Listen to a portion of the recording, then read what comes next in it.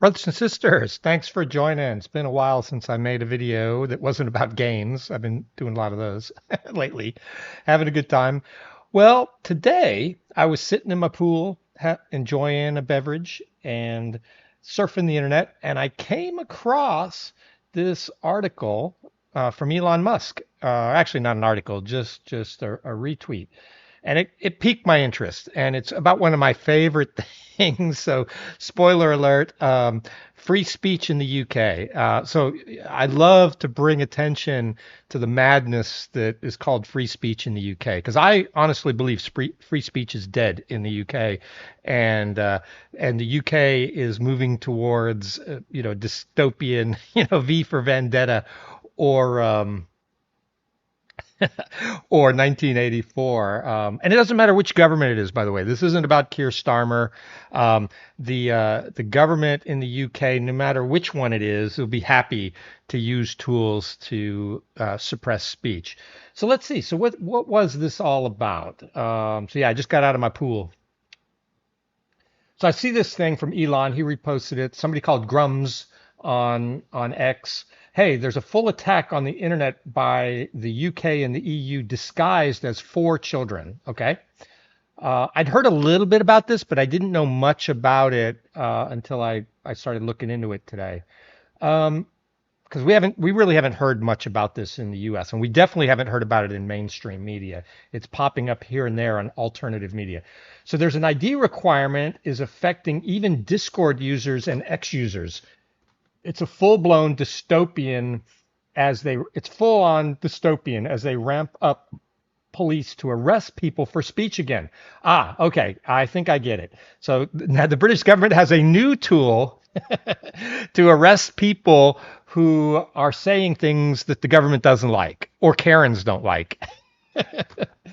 Of course, they would implement a tool that would make it easier for them. It was never about protecting the kids. Yeah. So that's what governments do. All governments. This doesn't matter if it's Trump. It doesn't matter if it's Biden. It doesn't matter if it's Starmer. Anytime they pass a new law, look at it close, because I think the government's put intentionally bad things in it that they want to do and then disguise it and tell you it's something else, like the Patriot Act. They call it something nice and fuzzy, and so people will like it and vote for it, but then they sneak stuff into it that's not so good. And then even if they don't, even if you put the best spin possible on it, if they aren't sneaking stuff in there, some government official will figure out a way to do things with this new tool that nobody expected, and it's going to turn out to be bad. So more, I'm kind of a libertarian. I think we should have less laws, not more, in pretty much all cases, because it's just government overreach, and this nonsense needs to stop. And I'm calling this out now. Maybe the people in the UK will wake up, or maybe at least maybe in the US we won't go down this path. So what has the original author said? Chibi Reviews said that this thing restricts internet access, says it's for children, and then 24 hours later, they're using it to look for anti-migrant posts in social media, because of course they are. So according to the Telegraph, the elite police squad is to monitor anti-migrant posts on social media. And so now let me be clear here. You aren't really anonymous on the internet. People have this kind of illusion that they are. So the government already can get all your data if the government wants to, but this tool will just make it easier and faster, and they can probably do it with just bureaucrats and police can just go straight to the source and get your information instead of having to go through a judge. And I don't know how it works in the UK, but in the US, you would normally need to get a subpoena from a judge. And then any company would give the data. Everyone, Twitter, Facebook, anybody would do it. You have to, because you have to obey the laws in whatever country you're in. That's just it. So I'm not going to look at this article on the Telegraph because I got to sign in, and I don't have access to the Telegraph, and I don't want to do all that. And I could get a 7-day free trial or whatever. I don't want to do all that. So I'm not going to look at that article. But I found another one. So let me pull that other one up, and I'm just going to talk through this article and kind of react to this article. We'll see if it's any good. So anyway, so I found this other one. It's on vocal.media. So if you guys want to watch it, I'll try to remember to link it down in the links. But it's vocal.media. It's under the fiction section. I don't know why they put it there, but you can see the link at the top if you want to try to go and find this story. And again, I'll try to remember to put it into the YouTube when I upload. All right. So this article, the UK Online Safety Act is out and it's already causing havoc. Okay, so critics say UK's new Online Safety Act trades privacy for control as data leaks and speech crackdowns begin. Now, again, privacy is an illusion on the internet. The government can always get your data. This is just making it easier. All right, so let's see what this article has to say. The UK Online Safety Act is out. It's already causing havoc. In a digital era where privacy is already on life support, the UK's long anticipated Online Safety Act has officially become the law, and its real world consequences are emerging faster than many expected. Championed by the government as a framework to protect children, because it's always about protecting children, because who could be against that, right? And users from harmful content, critics argue the act is less about safety and more about surveillance. So a bit about children. Let me give you like some full disclosure on me. Again, I think of myself as a little bit as a libertarian. I think less laws are good. I think people should just get along and do their own thing, and the government should leave them alone. For the most part, the only place I think the government should get involved are in places where somebody is doing harm to another person or property. Then I think we need laws for that. I do think the government should be in the business of protecting children, but again, it's a slippery slope because children, you know, can't make their own decisions. But that said, when do you stop being a child? And I say, for me, that's the age of majority, whatever that is in whatever country in. At the age where you can drink, where you can leave school, where you can join the army. In the U.S., that's 18, I think, for most places. Get married.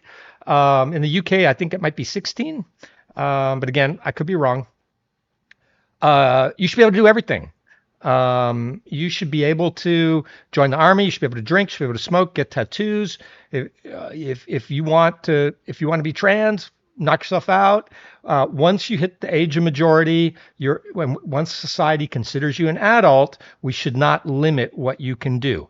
But before that age, yes, I do think the government, has a right to do that. And I think in general, like, if you want to stop young people from getting to questionable sites, I don't think you should really do that. I think that's really parents need to, for the most part, just raise their kids, because I don't care, what the government does. You can't stop, kids from smoking. They've been trying for a long time, but they still find a way to get cigarettes. They still will find ways of getting tattoos. So I think that's a that's a fool's game there, trying to age restrict that kind of stuff. I am for age restricting things like Facebook and things like that, where people can actually interact and be groomed by adults, or the places where their parent supervision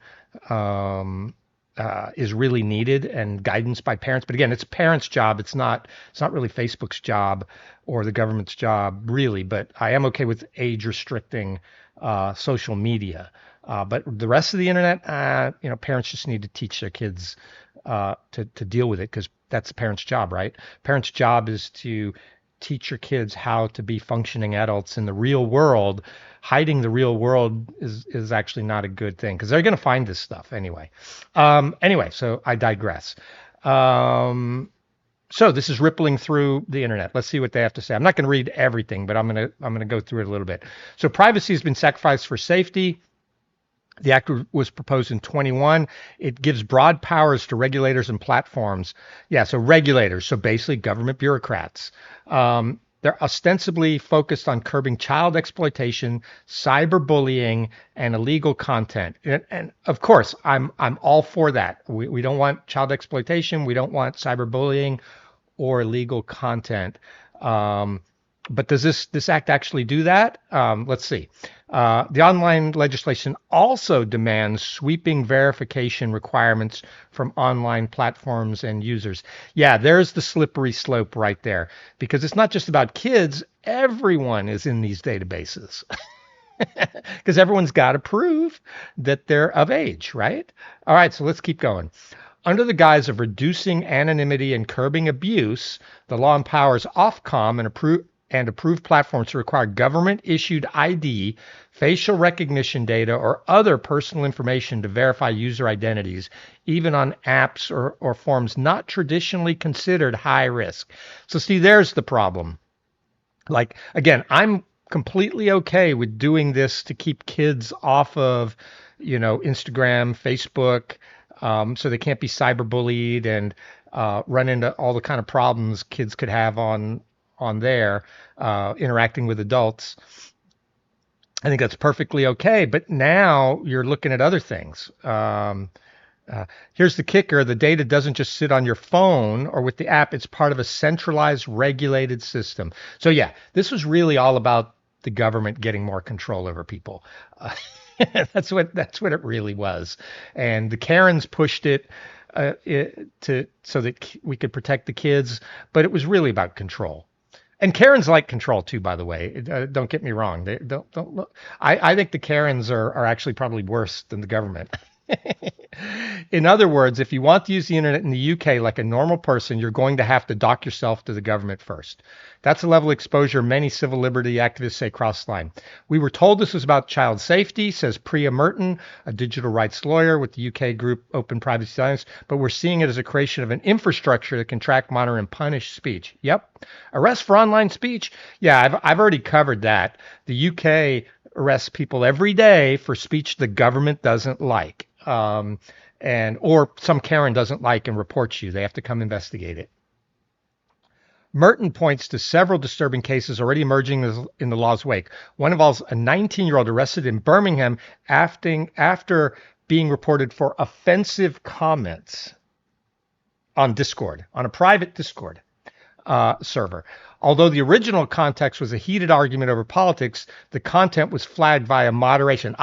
So the government made them automatically flag it, probably. Yeah, now required under the new law and to be forwarded. So companies are putting in automatic systems to find any speech the government doesn't like and then forward it to the government so that they can come get you. This guy's 19. What does that have to do with protecting kids? He's 19. I'm pretty sure 19 is over the age of maturity in the UK. He should be able to say whatever he likes.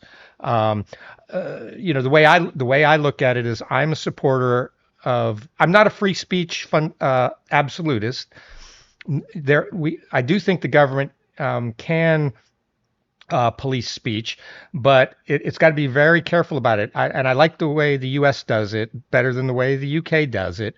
You can pretty much say anything you want and it not be illegal in the U.S. as long as you're not advocating harm to somebody, like immediate harm. Like you cannot say, hey, everyone go out and shoot Elon Musk, or you can't, same thing with property. You can't go out and say, everyone go out there and burn down all the Teslas.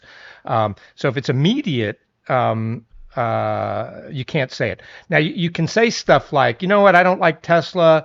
Maybe maybe we should think about burning up Teslas sometime. As long as it's not an immediate call to action, the U.S. courts have said it's okay. Fighting words are also not allowed. So something that would immediately like saying the N-word. Like, so if you said, hey, you called somebody the N-word, a reasonable person would expect that could cause a fight right now. You can't do that. So you can't say something that will cause an immediate, physical altercation. But other than that, you can say whatever you want. Now, there are consequences. You can say anything you want, but then you might get fired or do anything you want. Look at the Coldplay and the astronomer, the astronomer and his mistress. allegedly, at the Coldplay concert. Them being at a Coldplay concert and being on film, and the Coldplay guy calling them out. That's all protected speech. I think the Coldplay guy can do that. I think they can go on the video, but they can probably sue the Coldplay guy, and or the venue maybe. I don't think they would win, but I think they could. I think you sign away your rights to do stuff like that if you go to a concert. But and then again, there's consequences. The company can fire the astronomer guy, and he did resign. So there's consequences to speech, but the government shouldn't be censoring it. And then the way this is set up, it causes self-censorship because you have to be careful about what you say or you're going to get reported to the police. That's just not right. So even though they'll say, oh, no, it's not so bad, basically it is the government policing speech, and the government should not be in that business. All right. And then here's a great example, the T app leak. That's huge. That's just happening. So warning shots. This is very timely. I did see this a couple of days ago as well. So perhaps the most damning proof of the concept that this system is dangerous came from T, a niche UK gossip and content sharing app that exploded into popularity in 2025, only to implode weeks later. When T implemented the compliance features to meet the new Online Safety Standards Act, it required all users to submit identity verification via passport or driver's license. Days later, hackers breached the app's lightly protected servers and leaked 500,000 users' personal documents, including names, birthdays, address, and even selfies. This leak sent shockwaves through the country. But it's a natural consequence of the government doing what they did. And the crazy thing is, like I said before, the government really doesn't need this. The government can just issue subpoenas, but then that slows them down because they've got to get probably judicial review in America. I'm guessing it's the same in the UK. Maybe not. Tell me in the comments if I'm wrong. If the government wants to find out who somebody is on Google or Meta or whatever, can they just ask Google or Meta, or do they act in UK, or do they need a court order? I believe they need a court order in the US, but again, I'm not a lawyer, so I could be wrong. So cybersecurity experts say the T-App breach won't be the last, with dozens of smaller UK startups and platforms now rushing to meet the ID compliance requirements. Yeah, absolutely.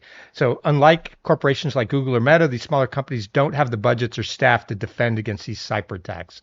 And then, so what's next in the final word? There's already a petition to repeal or amend the law. Digital rights groups have announced legal challenges, and several members of parliament, mostly from the younger tech-savvy wing of the opposition, are calling for reevaluation. But for now, the law stands. Platforms are scrambling to comply. Users are scrambling to protect themselves. The promise of safety sounds noble on paper, but when the safety comes at the cost of forced transparency, government tracking, and inevitable data breaches, the very people this law claims to protect, children, citizens, creators, become collateral damage. So the whole thing is crazy. And then back to the original image, right? I should ask Grok. I just pulled up the actual thing that started this. Elite Police Squad monitor anti-migrant posts on social media. So I've seen separately, I'm not going to go look for the stories, but they're already using this act, platforms and the government, to basically censor information about the anti-immigration protests that are going on this weekend in the UK. So again, all these laws are a slippery slope. So one last thing, I hadn't looked this up ahead of time, but the Online Safety Act is targeted at children, right? That's the way it was promoted, right? So what age is a child? I'd like to end kind of with that.